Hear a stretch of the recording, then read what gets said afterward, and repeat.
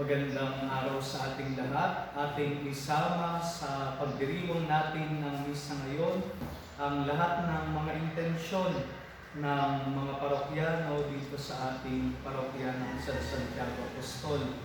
At gayon din para sa mga naglagak ng kanilang mga natatanging intensyon sa comment section ng video na ito.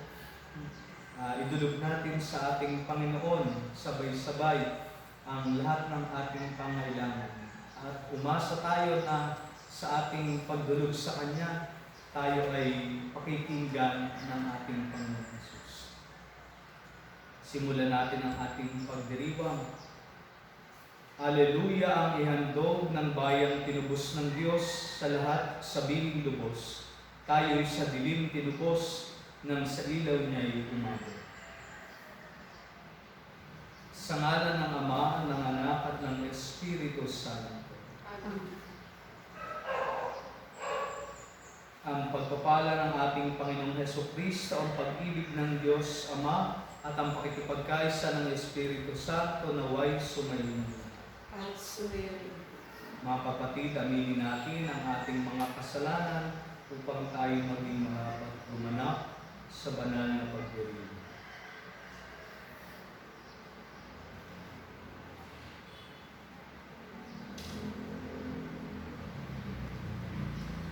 Dasalin natin ang sabay-sabay. Inaamin ko sa makapangyarihang Diyos at sa inyo mga kapatid, na lubha kong nagkasala sa isip, sa salita at sa gawa, at sa aking pagkukulang. Kaya sinasamo ko sa mahal na Birheng Maria, sa lahat ng mga anghel at mga banal, at sa inyo mga kapatid, na ako'y panalangin sa Panginoong ating Diyos. Tawaan tayo ng makapangyarihang Diyos, patawarin tayo sa ating mga kasalanan, at patnubayan tayo sa buhay na walang hanggan. Amen. Panginoon, kaawaan mo kami. Panginoon, kaawaan mo kami. Kristo, kaawaan mo kami. Kristo, kaawaan mo kami. Panginoon, kaawaan mo. Panginoon, kaawaan mo kami. Manalangin tayo.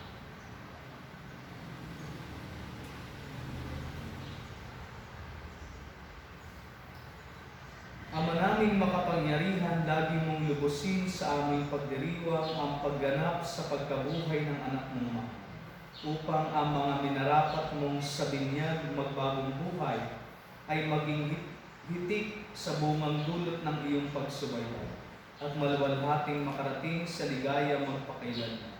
Sa pamagitan ni Jesucristo, kasama ng Espiritu Santo, magpa sa walang hanggan.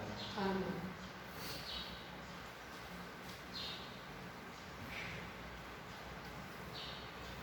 Pagbasa mula sa mga gawa ng mga apostol.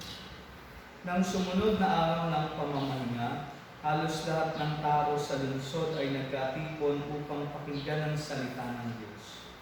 Inggit na inggit ang mga Hudyo nang makita nila ang makapal na tao, kaya't nilait nila at sinalungat si Pablo. Ngunit buong tapang na sinabi ni na Pablo at Bernabe, sa inyo muna dapat ipahayag ang salita ng Diyos. Yamang itinakwil ninyo ito, hinatulan ninyo ang inyong sarili na hindi karapat-dapat sa buhay na walang hanggan. Kaya't pumunta kami sa mga hintil, sapagkat ganito ang iniutos sa amin ng Panginoon. Inilagay kita ng maging ilaw sa mga hintil, upang maibalita mo ang kaligtasan hanggang sa dulo ng daigdig. Nagalak ang mga hintil nang marinig ito at nagpuri sa Panginoon dahil sa salita niya, at sumampalataya ang mga hinirang para sa buhay na walang hanggan. Kaya't lumaganap sa buong lupain ang salita ng Panginoon. Ngunit sinulsulan ng mga Hudyo ang mga babaeng sumasamba sa Diyos at kilala sa lipunan, gayon din ang mga lalaking pinuno ng lungsod. Ipinausig nila sina Pablo at Bernabe at pinalayas sa lupain iyon. Kaya't ipinagpag ng dalawang alikabok sa kanilang mga paa bilang saksi laban sa mga taga-roon. at sila'y nagtungo sa Iconio. Ang mga alagad naman sa Antioquia ay natigib ng galak at napuspos ng Espiritu Santo. Ang salita ng Diyos. Salamat sa Diyos. Kahit sa ay namamalas, tagumpay ng nagliligtas. Kahit sa ay namamalas, tagumpay ang nagligtas. Umawit ng bagong awit at sa poon ay ialay, pagkat yaong ginawa niya ay kahangahangang tunay.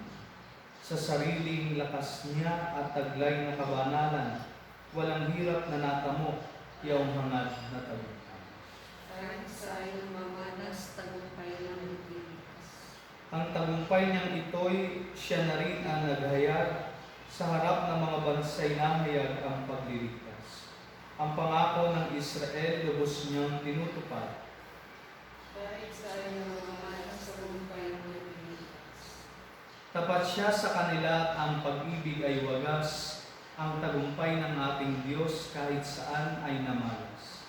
Magkaingay na may galak, iyong lahat sa daigdig, ang poon ay buong galak na purihin sa pagkawa. Kahit sa ay namamalas, tagumpay ang nagligtas. Alleluia, Alleluia. Kapag ang aking salita sa inyo'y naidambana, taglay niyo ang aking diwa. Alleluia, Alleluia. Sumainyo ang Panginoon, Sumayin. ang mabuting balita ng Panginoon ayon kay San Juan. Papuri sa iyo, Panginoon. Noong panahong iyon, sinabi ni Jesus sa kanyang mga alagad, kung ako'y kilala ninyo, kilala na rin ninyo ang aking Ama. Mula ngayon ay kilala na ninyo siya at inyong nakita. Sinabi sa kanya ni Felipe, Panginoon, ipakita po ninyo sa amin ang Ama at masisiyahan na kami. Sumagot si Jesus, matagal na ninyo akong kasama, Felipe. Di yata't hindi mo ako nakikilala. Ang nakakita sa akin ay nakakita na sa Ama. Bakit mo sinasabing ipakita mo sa amin ang Ama? Hindi ka ba naniniwalang ako'y suma sa Ama at ang Ama'y suma sa akin? Ang mga salitang sinabi ko ay hindi ko sinasabi sa ganang aking sarili. Ang Amang suma sa akin ang gumaganap ng kanyang mga gawain. Maniwala kayo sa akin, ako'y suma sa Ama at ang Ama'y suma sa akin. Kung ayaw ninyong maniwala sa sinasabi ko, maniwala kayo dahil sa mga gawang ito. Sinasabi ko sa inyo, na nananalig sa akin ay makagagawa ng mga ginagawa ko at higit pa rito. Sapagkat pumunta na ako sa Ama, pupunta na ako sa Ama, at anumang hilingin ninyo sa Ama sa aking pangalan ay gagawin ko, upang maparangalan ng Ama sa pamagitan ng Anak. Gagawin ko ang anumang hihilingin ninyo sa pangalan. Ang mabuting balita ng Panginoon. Pinupuri ka namin, Panginoong Jesus.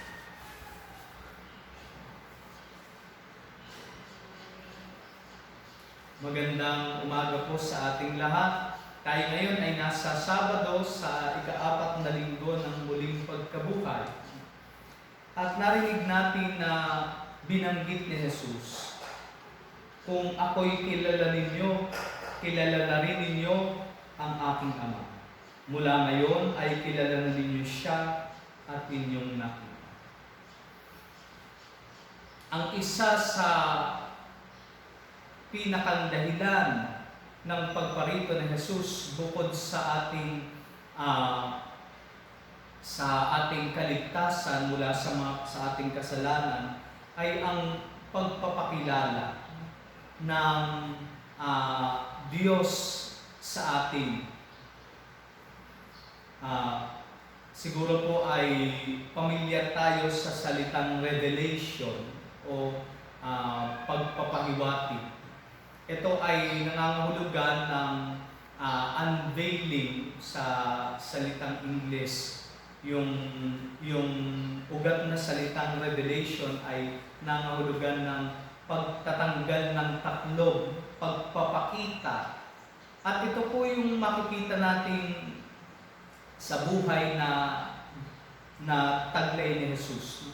Yung incarnation ay tumutukoy sa pagpapakilala ni Jesus sa atin ng katauhan ng Diyos. During the Old Testament, noong nakipagtipan ng Diyos kina Abraham, kina Moises, noong kanyang hanguin ng bansang Israel mula sa Ehipto, siya ay nagpapakilala lamang sa ganitong pamamaraan. Hindi nila batid ano ba ang hitsura ng Diyos, ano ba ang katangian ng Diyos, ano ba ang tunay na ugali ng Diyos. Pero sa pagdating ng bagong tipan, sa hudyat ng pagdating ng Panginoon sa ating history, si Jesus ay nagpakilala sa atin kung ano ba ang mukha ng Diyos. Kaya nga nakita natin sa pamamagitan ni Jesus, ang Diyos pala ay maawain, ang Diyos pala ay mapagmahal, ang Diyos pala ay mapagpatawad, ang Diyos pala ay handang magsakripisyo para sa ating kaligtasan.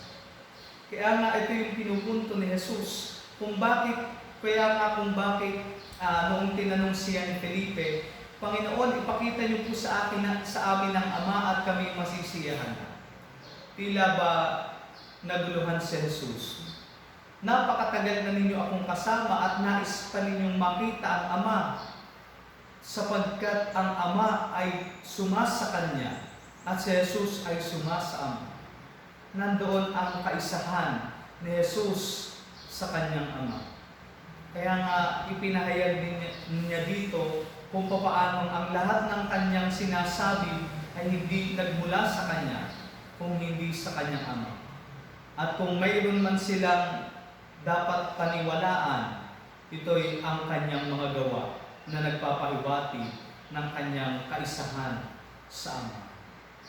At ano ang kahulugan nito, implikasyon nito sa ating buhay pananampalataya?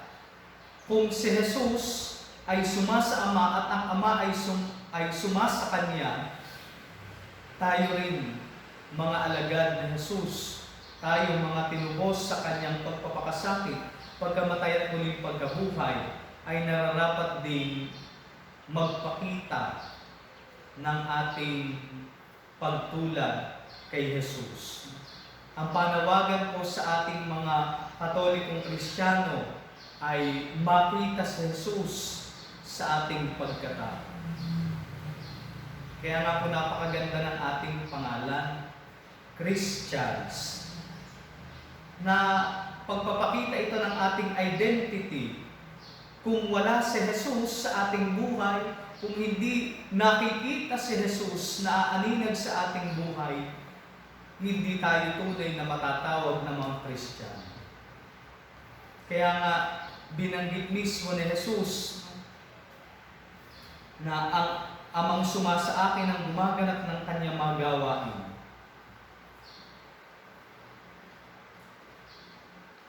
Kung ayaw ninyong maniwala sa sinasabi ko, maniwala kayo sa mga gawang ito. Sinasabi ko sa inyo, ang nananalig sa akin ay makagagawa ng mga ginagawa ko at higit pa rito, sapagkat pupunta na ako sa Ama. Ipinapahiwatig ni Jesus na ang nananatili sa Kanya, nananatili sa ugnayan sa Kanya, ay mananatili rin sa ugnayan sa Kanyang Ama. Kung papaanong ang Ama ay sumasa Kanya, si Jesus ay sumasa atin din sa pagsasabuhay natin ng Kanyang mga iniwanang aral sa atin. At ito po siguro mga kapatid, ang napakagandang baunin natin ngayong panahon ng quarantine. Na tayo ay maging mga Jesus sa ating kapwa, Huwag na tayong lumayo. Hindi na natin kailangan pang maging o ipakita ng tayong maging Jesus sa ating kapwa sa kabilang ibayo o sa kabilang bayan. Tayong mga mananampalataya dito sa bayan ng Paite ay naasahang maging mga Kristiyano, maging mga imahe ni Kristo sa bawat isa. At sabi ko nga, ang isa sa pinakamagandang pagpapakita ng charity o ng ating pagmamahal sa ating kapwa sa halimbawa ni Kristo ay walang iba kung hindi ang ating pagpigil sa ating mga tahanan.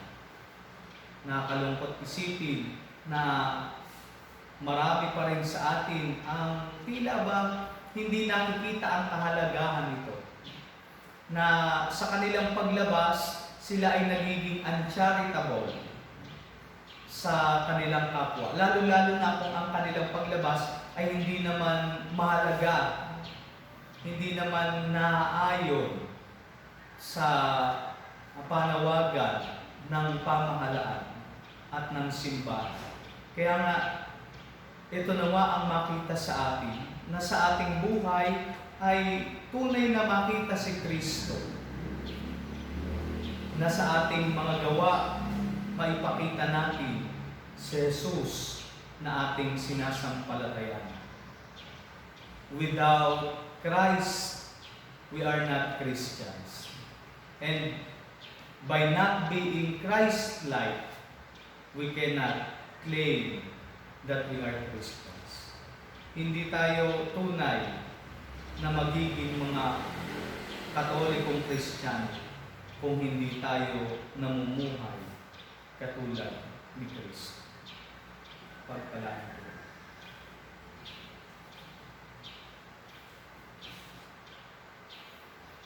Oratio Imperata.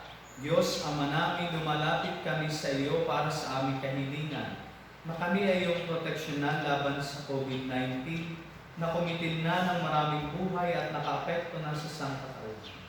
Nananalangin kami para sa iyong biyaya, para sa mga taong inatasan na pag-aralan ng kalikasan at ang sanhi ng virus na ito. Gayon din upang mapahinto ang patuloy nitong paglaganap. Gabayan mo po ang mga inatasang mga laga sa kalusugan, na kanila nawang magampanan ang kanilang tungkulin ng bumuhusay at may malasakit. Gabayan mo po ang mga kawani ng pamahalaan at ang mga nasa pribadong institusyon sa kanilang paghanap ng lunas upang masugpo ang pandemya nito. Ipinapanalangin namin ang lahat ng mga naapektuhan, nawa ay hilumin mo po ang kanilang karamdaman. Ipagkaloob mo po nawa sa amin ang iyong biyaya upang kami ay patuloy na makagawa ng kabutihan para sa lahat at makatulong sa lahat ng mga nangangailangan. Ipinapanalangin po namin ito sa pamagitan ng aming Panginoong Jesucristo, ang iyong anak, na nabubuhay at naghahari kasama ng Espiritu Santo, magpas sa walang hanggan. Amen. Maria, aming inaatulong ng mga Kristiyano, Panalangin po. San Rafael Arcangel, Panalangin po. San Roque, Panalangin po. San Lorenzo Ruiz, Panalangin po. San Pedro Caluso. Panalangin po.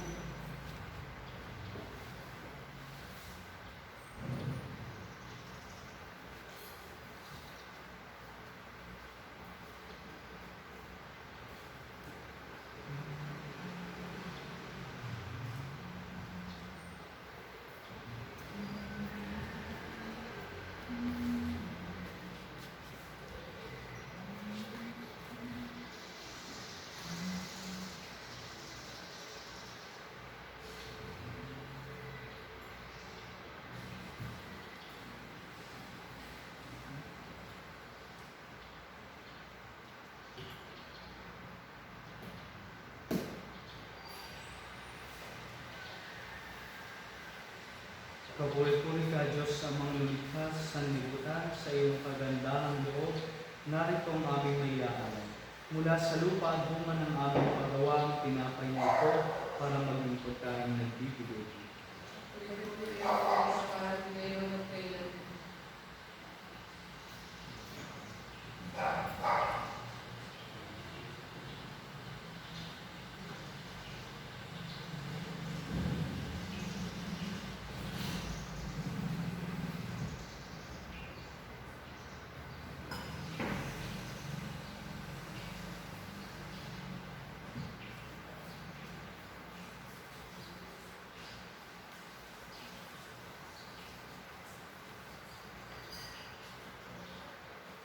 Kapuri-puri ka, Diyos, sa mga lumikhas sa libutan, sa iyong kagandahang loob, narito ang aming mayaan.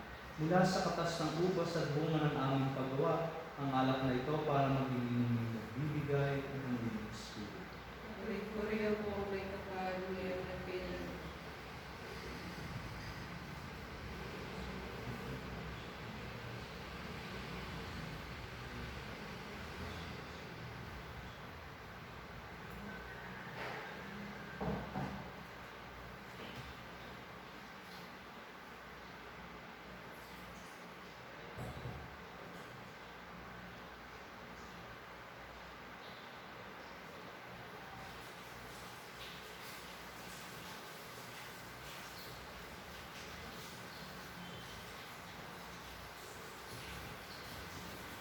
Manalangin kayo mga kapatid upang ang paghahain natin ay kalugdan ng Diyos amang makapangyarihan.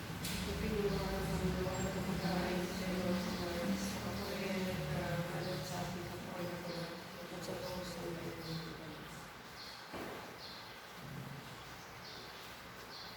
Ama naming lumikha, para mo ng awa, gawin mong banal ang mga alay namin sa iyo nakasanang mga alay namin iyo sanang kalugdan.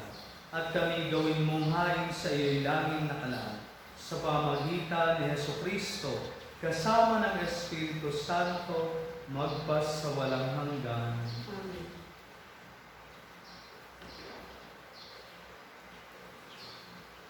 Sumainyo ang Panginoon. At sumayin, Itaas sa Diyos ang inyong puso at diwa. tinaas na namin sa Panginoon. Pasalamatan natin ang Panginoong ating Diyos. Dapat na siya ay pasalamat. Ama naming makapangyarihan, tunay nga marapat na ikaw ay aming pasalamatan. Ngayong pinagdiriwang ang paghahain ng Mesiyas, ang maamong tupan na tumubos sa aming lahat. Sa paghahain ng sariling buhay at sa pagkabuhay ng anak mong mahal, na buksang ganap ang iyong tahanan at kaming pinaghaharian mo'y naging kasambahay. Sa pagkamatay niya sa krus, nalupig ang kamatayan. Sa kanyang pagkabuhay, naging buhay siya ng tanan. Kaya kaisa ng mga anghel na nagsisiawit ng papuri sa iyo, nang walang humpay sa kalangitan, kami nagbubunyi sa iyong kadakilaan. Santo, Santo, Santo, Panginoon Diyos ng Lord, napupuno ang langit at lupa ng kadakilaan mo. Hosana sa kaitaasan, pinagpala ang nakariripo sa ngalan ng Panginoon. Hosana sa kaitaasan. Ama naming banal, ikaw ang bukal ng tanang kabanalan.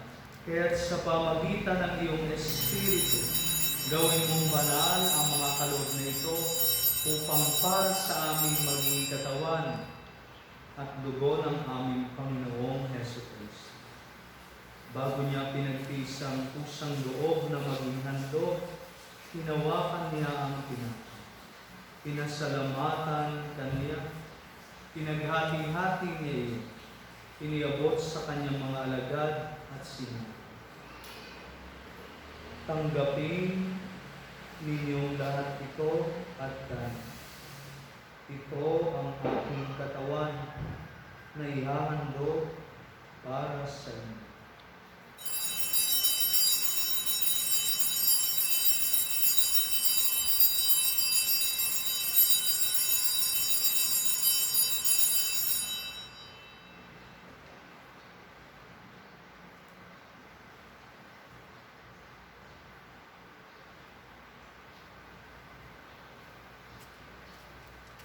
Gayon din naman noong matapos ang hapunan, hinawakan niya ang kalis.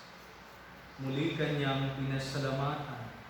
Iniabot niya ang kalis sa kanyang mga alagad at sinabi, tanggapin ninyong lahat ito at inumin.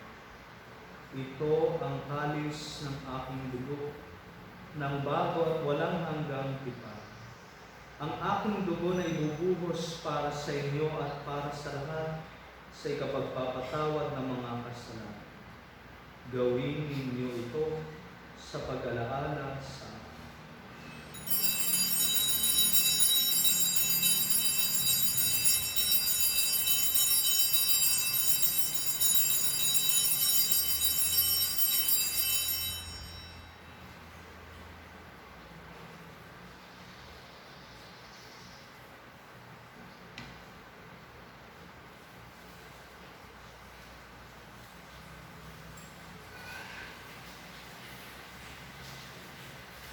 Pagbunyi natin ang misteryo ng pananampalataya. Si Kristo'y namatay, si Kristo'y nabuhay, si Kristo'y babalik sa wakas ng buhay.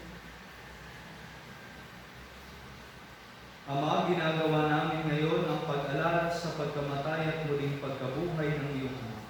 Kaya tiniaalay namin sa iyo ang tinapay na nagbibigay buhay at ang kalis na nagkakaloob ng kaligtasan. Kami nagpapasalamat dahil kami iyong minarapat na tumayo sa harap mo para maglingkod sa iyo. Isinasamo namin kami magsasalo-salo sa katawan at dugo ni Kristo ay mabuklod sa pagkakaisa sa pamagitan ng Espiritu Santo. Ama, lingapin mo ang iyong simbahang laganap sa buong daigdig. Puspusin mo kami sa pag-ibig. Kaysa ni Francisco na aming Papa, ni Buenaventura na aming Obispo, at ng Tanang Kaparian. Alalahanin mo rin ang mga kapatid naming nahimlay na may pag-asang sila'y muling mabubuhay. Gayon din ang lahat ng mga tuwa.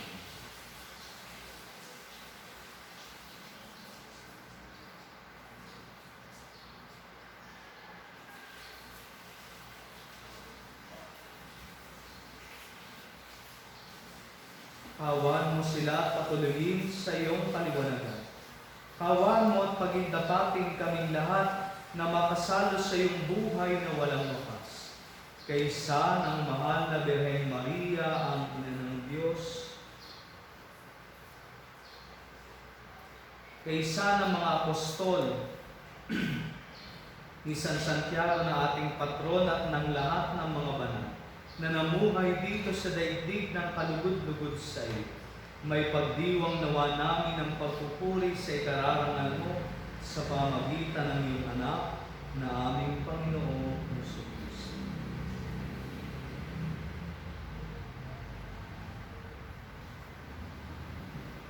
Sa pamagitan ni Kristo, kasama niya at sa Kanya, ang lahat ng parangal at papuri ay sa iyo, Diyos Amang makapangyarihan, kasama ng Espiritu Santo, magpa sa walang hanggan.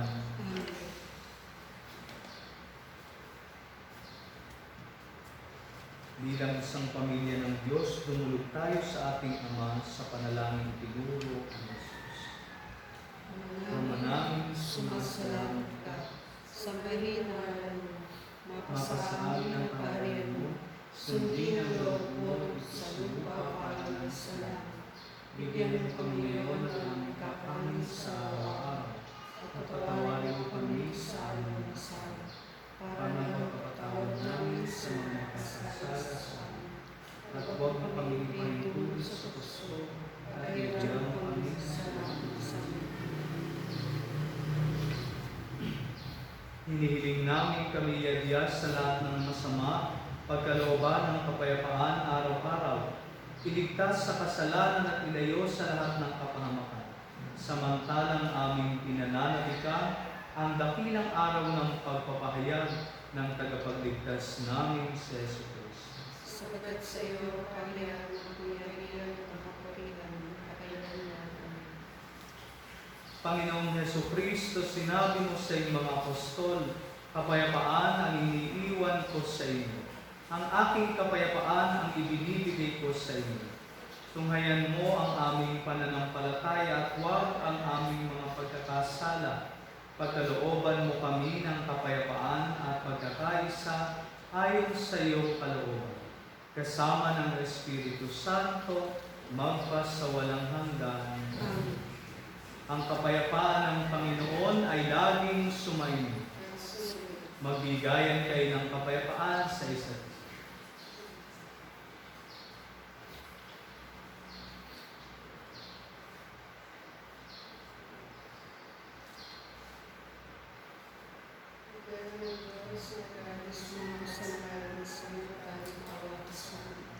Kordero ng Diyos na galis ng mga kasalanan sa lubutan ng kawasan.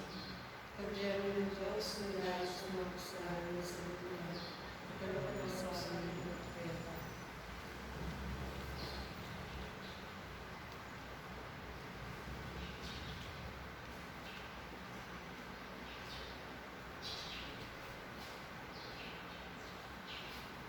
Ikaw ang kordero ng Diyos. Ikaw ang nag-aalis ng mga kasalanan ng sanlibutan. Mapalad ang mga inaliyahan sa kanyang pili. Ang ikaw dapat yung patuloy sa iyo. Ngunit sa isang salita mo lang ang magagaling.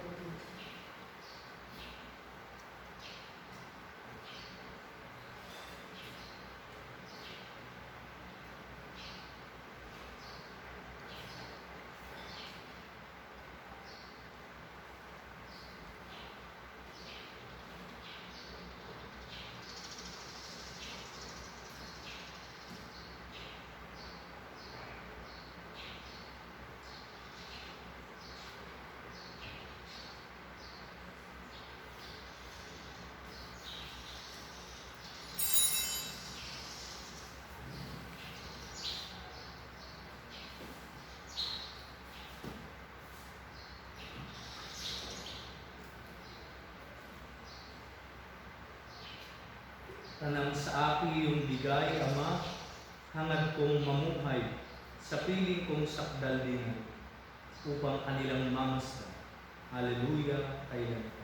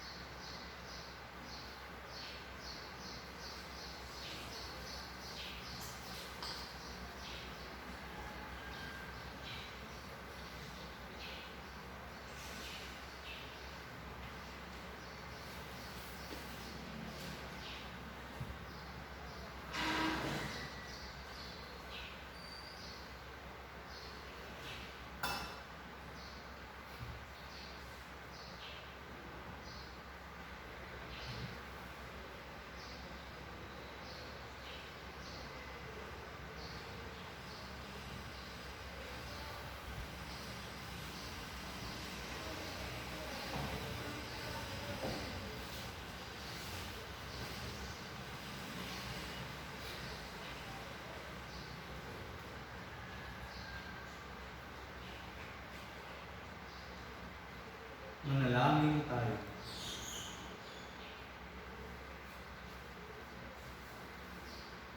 Ama naming mapagmahal, sa pinagsaluhan naming banal na pakikinabang, ang amin nawang pag-ibig ay lalong madagdagan ng ginawa namin sa pag-alaala sa anak mong mahal, na nag-utos ipagdiwang ang huling hapunan. Sa pamagitan niya kasama ng Espiritu Santo, magpa sa walang hanggan. Sumainyo ang Panginoon at naway pagpalain kayo ng ating dakila at makapangyarihang Diyos, Ama at Anak at Espiritu Santo. Ang misa ay naialay na, umayo kayo sa kapayapaan ni Kristo. Salamat sa Diyos. Gagamitin natin ang pag-aalay ng